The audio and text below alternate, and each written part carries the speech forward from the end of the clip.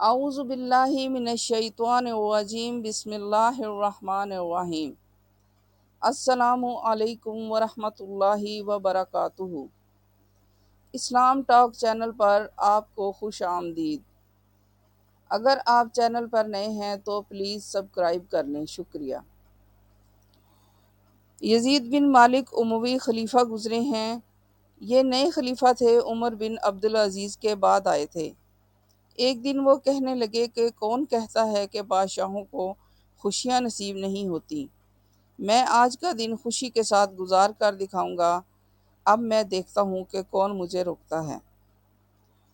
اس نے کہا آج کل ملک میں بغاوت ہو رہی ہے، تو کوئی بھی بغاوت کی خبر، چاہے بڑی سے بڑی بغاوت ہو جائے، مجھے کوئی خبر نہ سنانا۔ آج کا دن میں خوشی کے ساتھ گزارنا چاہتا ہوں۔ اس کی بڑی خوبصورت لونڈی تھی، اس کے حسن و جمال کا کوئی مثل نہ تھا۔ اس کا نام حبابہ تھا، بیویوں سے زیادہ اس سے محبت کرتا تھا۔ وہ اس لونڈی کو لے کر محل میں داخل ہو گیا۔ آدھے سے بھی کم دن گزرا تھا، حبابہ کے ساتھ وہ ہنسی خوشی باتیں کر رہا تھا، اس کے ساتھ مذاق کر رہا تھا اور اسے انگور کھلا رہا تھا۔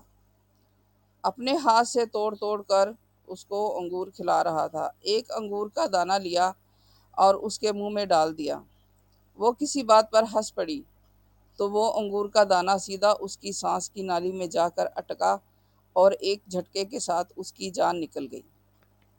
جس دن کو وہ سب سے زیادہ خوشی کے ساتھ گزارنا چاہتا تھا، اس کی زندگی کا ایسا بدترین دن بنا کہ دیوانہ ہو گیا، پاگل ہو گیا۔